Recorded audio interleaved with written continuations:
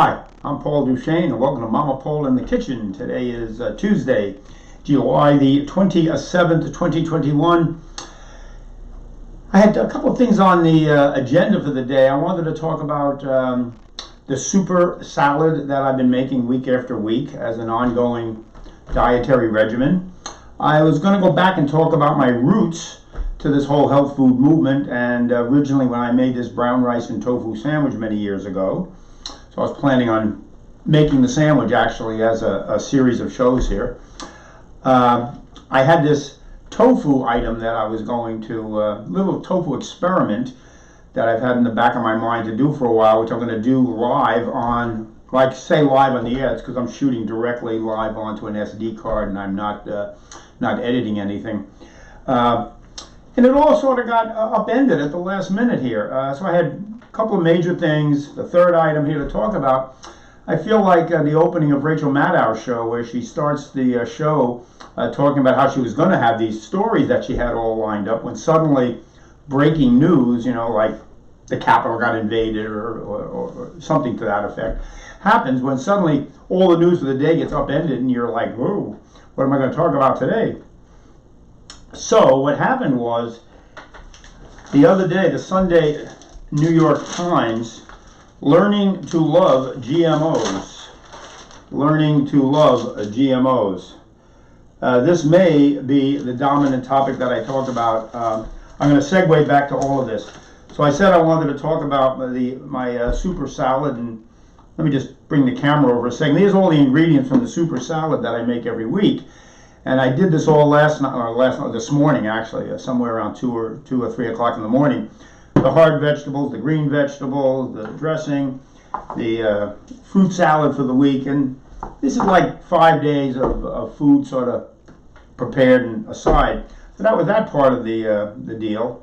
The second part was more the back here, the tahini, the miso, the brown rice, the chapati breads, and this was sort of an introduction to the brown rice tofu sandwiches, which I will make next week for sure.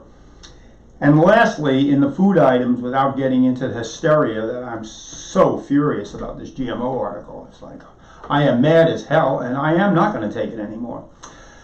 So let me bring it down a level here if I can. And the weird thing I wanted to know, and this is definitely weird, for years I have been telling people about tofu, about frozen tofu.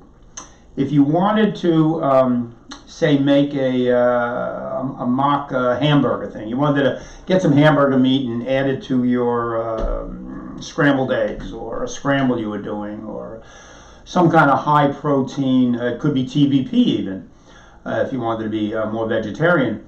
Well, along the way, as I was working in the whole tofu business many, many years ago, it was recommended that you could freeze tofu, and then when you defrosted it, you would wring it out.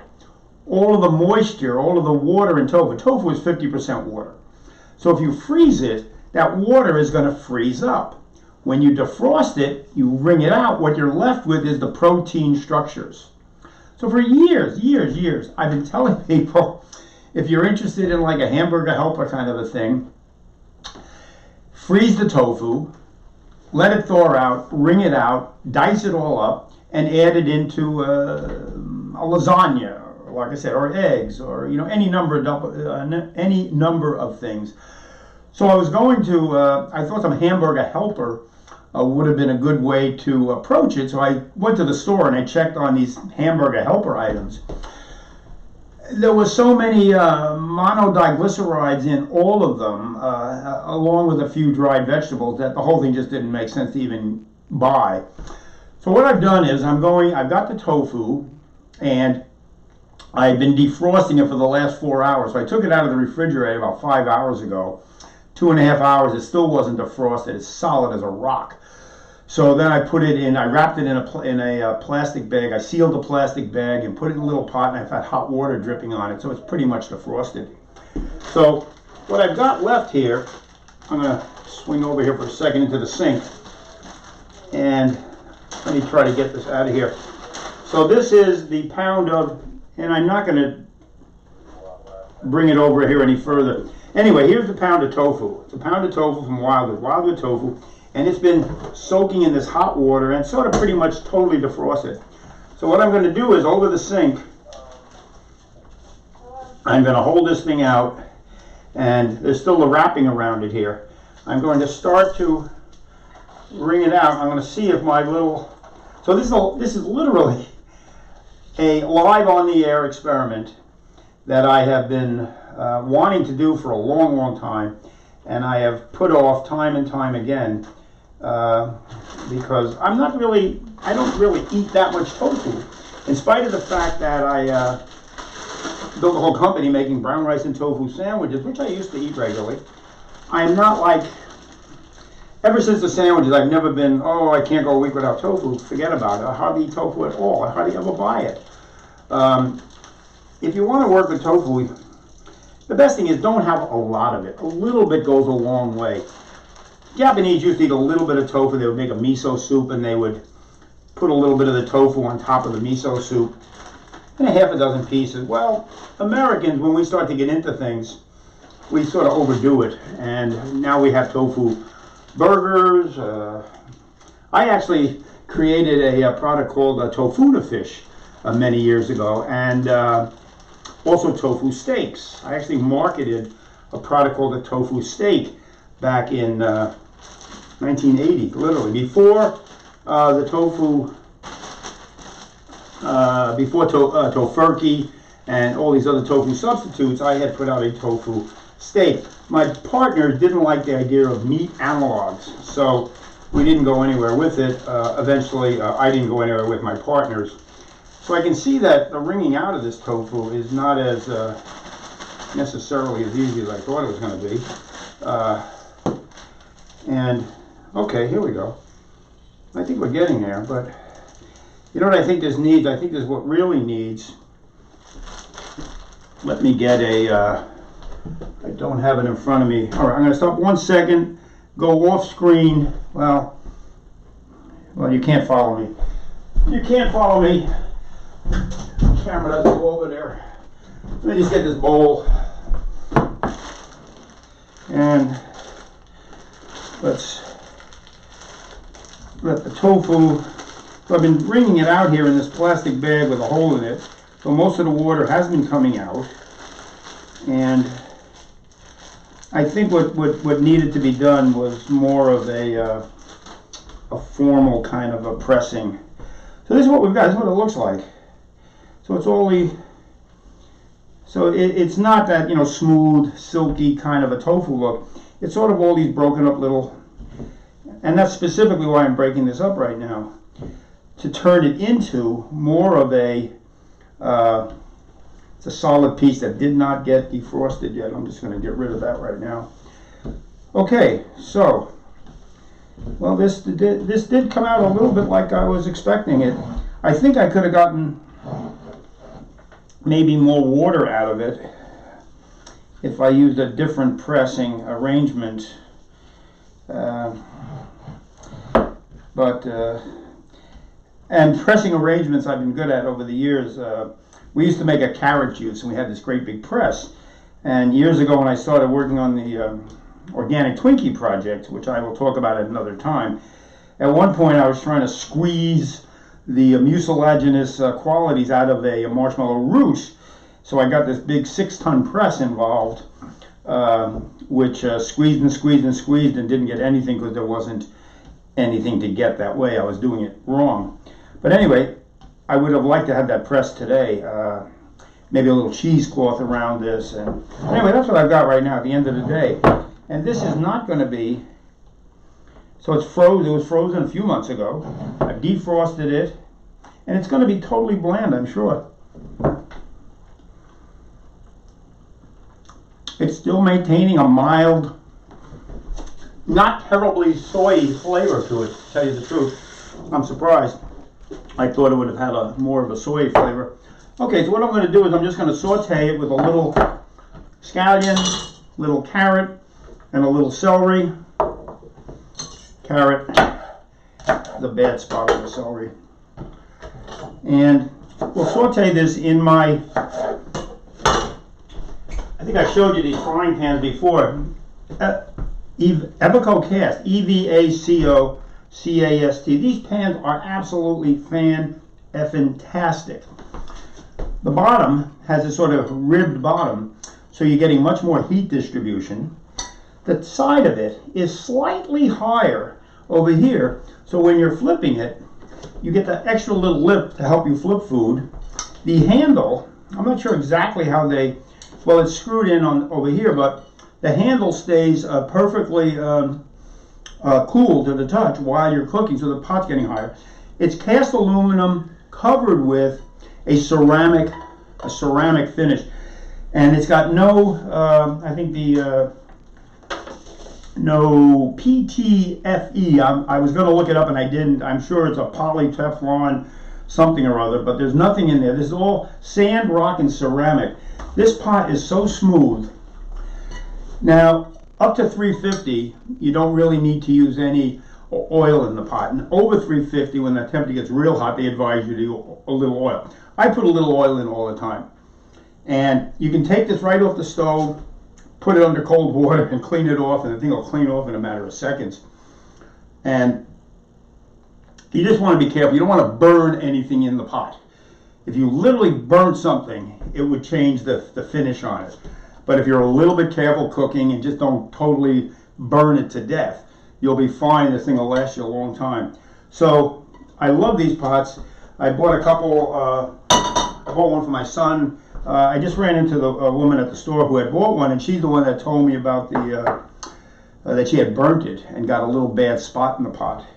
So anyway, what we're going to do is we're going to use a little scallions, celery, carrot, and we'll add a whole bunch of the tofu and see if we've got a little bit of a scramble at the end of the day. And like I said, I have been talking about doing this for years and have never done it, which is the weird part. All right, so let's get the frying pan going. We'll use a little bit of oil, and that's my cooking oil combination that I use all the time, which is half sesame and half coconut oil. I keep it on the stove. So I'll get the scallions in there, and we'll dice up the celery a little bit more, and using the back of the knife to push vegetables across the top of the chopping board. And okay, all right, here we go. Nice tiny little pieces. You don't want a lot of big pieces. Now the carrot, probably should cook a lot longer than either the celery or the scallion probably. I'll tell you what we're going to do. We're going to just get this on the stove. See what I mean there by that little lip on the end? As I flip that, it's got a natural tendency to help you flip it. Quite marvelous. At first, when the frying pan came in the house, I was sitting at the table, and I'm looking at the frying pan, and I can see that little lip in it. And I thought, maybe the stove is off or something. I thought the whole stove was off. But then this little bit of a lip there. Well, that little lip is absolutely marvelous, and it totally makes flipping in the pan easier. So I have, that much in there right now. And I'll put maybe half or equal portion, maybe, yeah, about half of what we got, maybe a third of what we've got here. So I got a third of what we got here, this was a pound of tofu that was previously frozen, defrosted, wrung out. You wring it out in the bag. And if you're going to defrost it, do it 24 hours in advance. It'd be better than what I just did, which was putting it in the water to accelerate the process, which we do. Okay, so we've got this on the stove. We'll give it a couple little flips here. You know what, I'll bet you would be nice in here. I'll bet you a little turmeric wouldn't hurt in there at all. A little turmeric, and I also have, let me turn the flame down, just let that simmer a little. I also have a little time. I have time. I've got a little time in the house. I like to use herbs when they're fresh, if I'm going to use them at all. I'm not a huge herb user, but the wife uses herbs way more than I do, and she follows recipes way more than I do. In this case, I'm just going to add a little bit of thyme to it, and maybe a little salt and pepper. Actually, I'm going to put a little pepper in. I rarely use much salt. Over the years, I sort of stopped using salt as a condiment, maybe 30 some odd years ago. There's enough salt in most of your vegetables that you don't really need a lot of salt. A tiny bit of salt will help bring out the flavor in a lot of things, but in general, you don't need a lot of salt. And most Americans use way more salt than they need to. So put a little thyme in, a little pepper in. I'm going to add a little salt, tiny bit of salt, and I'm just going to put a little drop of water in to let this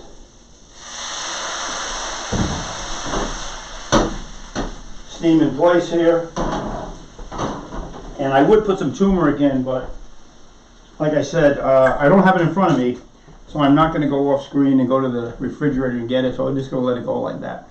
I'm going to let that sit there and simmer for a few minutes. The tofu thing, I got the tofu by way of the brown rice and tofu sandwich, and I'm going to make these next week. And this was what started my whole post AT&T food career. And I had started to get macrobiotic while I was working at AT&T due to an ulcer I was getting, and I wound up getting involved with macrobiotics as a result of the ulcer, and that was while I was still in New York. And then after I got to California a few years later, when I quit AT&T, I needed to develop another profession, and there was a long sort of wasteland period where I was consternating what I was going to do. And along the way, and I'll tell this story in more detail at another time, I came up with the concept of this brown rice and tofu sandwich. And the secret ingredient to the brown rice tofu sandwich literally was the miso and tahini. The miso and tahini. This was a secret ingredient that knocked your socks off flavor-wise. So I'll get into that a little bit. The basis of the sandwich was the brown rice and regular tofu, which I would marinate. And we would put it on a chapati bread, a tortilla kind of bread. And we would have various vegetables. We would saute the onions, the rice with leeks, and we have carrots and kale and sprouts and lettuce, etc. And I would put them all, I would make all these sandwiches, and I'd put them all in this little box. And this is the second generation of the box was Mama Paul's. Mama Paul's brown rice tofu sandwiches, and it says here it comes alive inside. And that was a little inside joke which had to do with miso. Because miso is a traditionally fermented and unpasteurized, which means it's sort of alive. And I used to mean that so the miso would come alive inside you. I think some people sort of took that as a weird science fiction kind of that you were creating little people in your belly or something. All right, how are we looking here? Oh, well, there you go. Very nice. Let's give a little taste here and see what it tastes like. All right, so there's the, I'm just going to do this right out of the pan and see if it's done.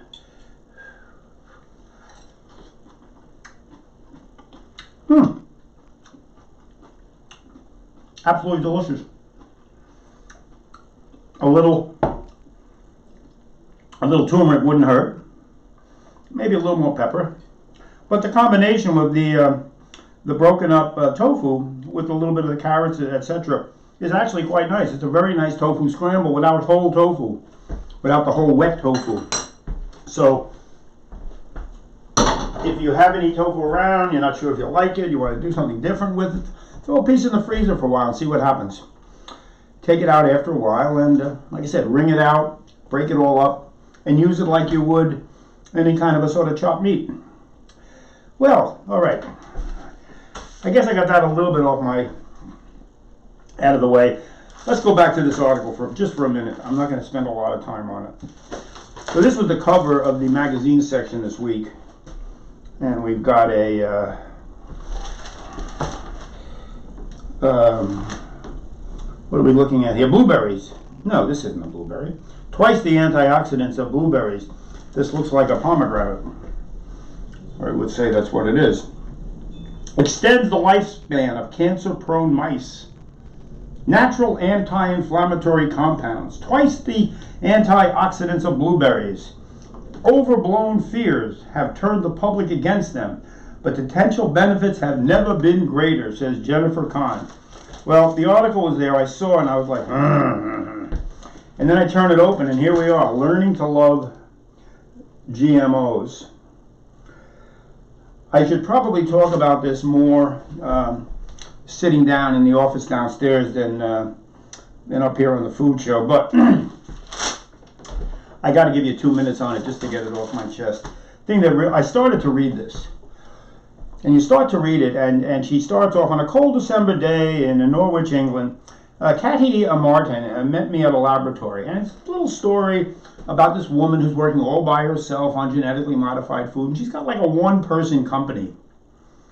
This is not your typical GMO researcher, believe me. So this whole thing's going on for a couple, and I'm reading this, I'm saying to myself, boy, this is really weird. We've got Monsanto, Syngenta, we've got Bio, we've got all of these huge companies, and this whole thing's opening up with this story about this, little old lady in the middle of England who's just doing her best to try to save the world. Yeah, it's what they call propaganda. So I'm reading down here, and Martin is her name. Martin is perhaps onto something when she describes, and this is what really infuriated me, those most opposed to GMOs are the WWWs, the wealthy, and worried.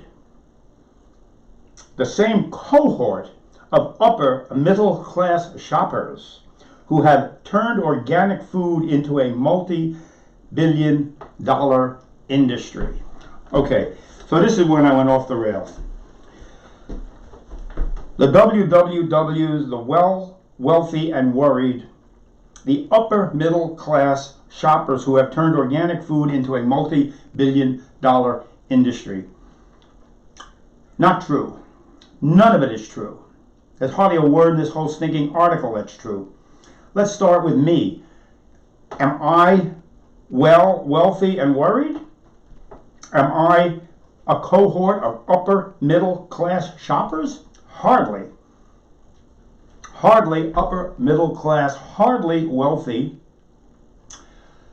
I have been shopping organically for a long time. I have supported the natural food movement for a long time, and the little grocery store I shopped in for since I've been in California, literally since 1975, and it was a little health food store in Fairfax called the Good Earth Natural Food Store. When I first got to town, the store was 1,000 square feet. In a few years it grew, extended the back and everything, and became a 3,000 square foot store. Over a period of time while I worked at the store and then became the manager of the store over time. And at a certain point the store moved into a second location, which I helped them get into, and they moved from a 3,000 to a 7,000 square foot store. Mid-sized little grocery store in town. And it stayed that way for about 5 or 6 or 7 years. And then it moved to the big location where it is right now. And it's now a 21,000 square foot store. So what started off as a 1,000 square foot store in the corner of the town is now the main grocery store in town of 21,000 square feet. They have a second store south of here in Mill Valley. They're probably going to be a third store soon. Very slow, very deliberate, and very conscious. The prices are higher than you pay in Safeway. Why? I'll tell you why. Because the industry isn't subsidized. The people that were in that original little health food store in the corner there that were coming in, they weren't a bunch of wealthy people. I had people coming to the register at the end of the night with pennies coming out of their little purses. It wasn't a wealthy group of people. It was a group of people who were middle or lower middle class, or just around the middle class. But they put their extra money where their mouth was to support the movement. And the reason you've got a Whole Food today, where the well-to-do do go and shop, is because of the people who weren't the well-to-do who pushed this whole movement for 25, 30 years. I'll give you a really good example of this. Back in the mid-'80s, carrot juice was probably one of the biggest items that was being sold in all the health food stores every day. Everybody was juicing carrots, beets, and celery, carrots and this, carrots and that. Carrots were a huge item in the store. In addition to just the hard carrot that was sold, the juicing carrots were a big item. So the Good Earth Natural Food Store kept track and was able to trace back the produce and where it came from. So if something was on there in their rack in the store, they could go back to the office, the tiny little office, little 500, probably 50 square feet office in the back, with the file cabinet there. And in that file cabinet, you'd look up the grower. You could trace back the carrot that was on that shelf to the grower and the paperwork that the grower provided. Well, the owner of the store, Mark Squire, who is without a doubt one of my heroes, he's looking at the carrots one day and he says, you know, these don't look right. They just don't look organic. They don't look right. Now, these carrots are going out from LA all over the country. Well, Mark starts to pull out the paperwork to match the carrots with the bag that they came in. Can't do it. Can't do it. They send somebody down to LA to check this whole thing out, and they go to the facility down there. What do they find out? They are repacking commercial carrots into organic bags, sealing them up, and selling them as organic. The Good Earth Natural Food Store in Fairfax busted the whole national scandal. A little food store with middle class and lower middle class people who are paying to support this movement stopped the chicanery that was going on out of LA because of the paperwork. Well, this is what it's taken to get the organic food movement where it is today. That paper trail from the farmer to the retailer. Now, along the way, Mark put a ton of money that the store was making. Everybody complained, oh, it's too expensive, you know. You get what you pay for. Mark put a ton of money into establishing the non-GMO project. He put a woman in charge of it. He sent it out of state. He didn't stand over on top of her and micromanage her. He gave her the general format that was going to be. She's run with this for years. The non-GMO label is now on all of your organic foods. It's assiduously looked at. It's well respected. And you know that the food that you're getting is not GMO. It's a big issue. The GMOs is a big issue. The organic is a big issue. And I guess that was the biggest thing I wanted to talk about. I wanted to get that out of me because I am probably going to talk about it more. This article, I have to talk about it more. But if you have a chance, Jeffrey Smith is the guy who wrote the book Genetic Roulette. Jeffrey's brother lives in town. Jeffrey comes to town regularly. We've met with Jeffrey a few times. And I talked to Mark this afternoon. I want to see if we can get Jeffrey to come into town. Maybe we can get a video camera going, and maybe we can get a half a dozen of us sitting down talking about this article that's in the New York Times and the lies that are in it and the propaganda that's in it and what the unintended consequences of these genetically modified foods really are. If you're interested at all, Jeffrey just put out a new film, and I think it's pretty small. I think it's like a 16-minute. Don't let the gene out of the bottle. Don't let the gene, G-E-N-E, don't let the gene out of the bottle. And it was on Protect Nature Now. I don't know if that, it's probably not going to come up, and I didn't make a copy of it, but the website is Protect Nature Now. Jeffrey Smith is the author, and the movie is called Don't Let the Gene Out of the Bottle. Peace, patience, persistence, and we'll see you as soon as we can. Thanks for joining me today. Bye now.